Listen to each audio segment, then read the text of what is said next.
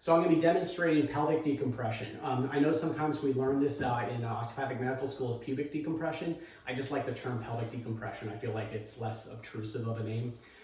When I'm doing this, I've practiced several different sequences from what I've learned over the years. I saw one person did it this way, another person did it this way, and I've really played around with this on myself and with my athletes over the years. I find this sequence to work really well, and so for most people. And so we're going to have them lay on their back. We're going to have them bend the knees up so that we're right at about 90 degrees in the knees. When I have them push out over here, okay, so go ahead and push out. They should be feeling it pull in the lower pole of the SI. So you should feel it in that lower buttock kind of area.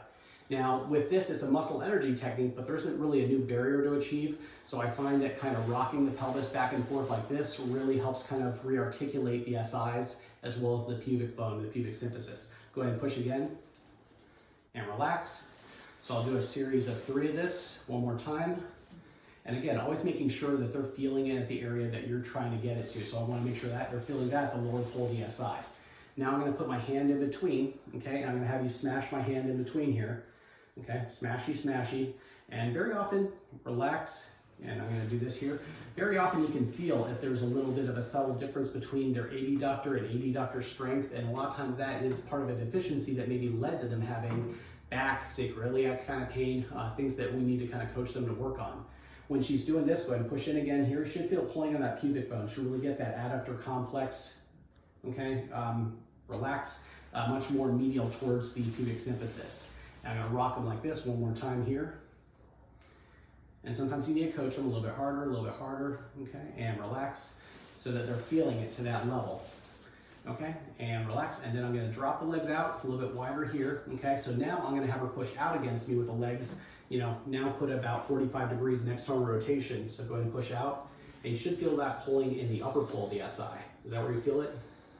And relax, and if they don't, sometimes I adjust the amount of flexion extension that I have of the hips. Okay, push again.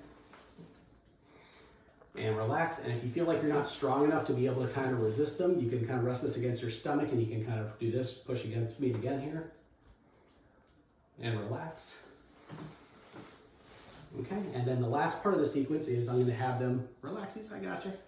I'm gonna put my arm in between here and I'm gonna say, go ahead and try to smash my arm in between here, making sure that your elbow or your hand is not hurting your leg or anything. You okay there? And relax, and I'm gonna rock it in between. And again, you should feel it pulling a little bit wider on that pubic symphysis, on that pubic bone, okay? Go ahead and push again. Really gets that pectineus muscle a little bit wider, and relax. Okay, so I've done 2 parts of that sequence. Before I do the last sequence, I say, when I tell you to lift, I want you to lift your pelvis up off the table here too. Okay, so push in first, now lift, and down, relax. And as they do that, I do a little bit of an isolytic kind of contraction. So as, let me just kind of demonstrate it again. So push in, lift, and then down. And as she's coming down, before she's totally there, I try to kind of break that. I find that tends to break the cycle of whatever's kind of causing that pain of that pelvic ring that's coming around, whether it be in the pubic bone or in the SI. Do you feel like it just kind of lessened all that as we kind of did that? And so that's the sequence I like to do for pubic or pelvic decompression.